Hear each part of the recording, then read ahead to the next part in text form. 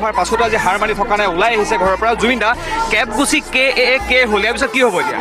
এইটো কেলা হ'ব। ঐ কেলা জুবিন দা বুলি কবি। মই ধৰা গান গাম ষ্টেজত মুখ খাব লাগে।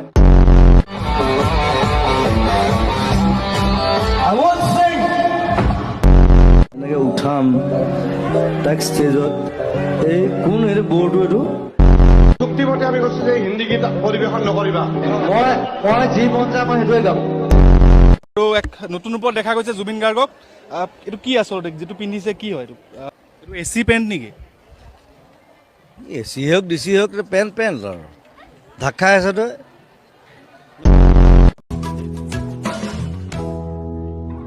আজি এইবোৰ গান গাবলৈ মন নাই।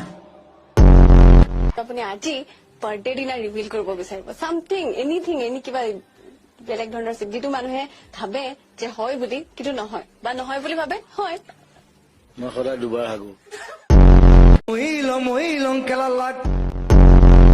মন্ত্ৰমণি শইকীয়া অসমৰ আটাইতকৈ কটীয়া ছিংগাৰ। গান দিব ক'ব পাৰো, পঢ়িব নোৱাৰো খালি।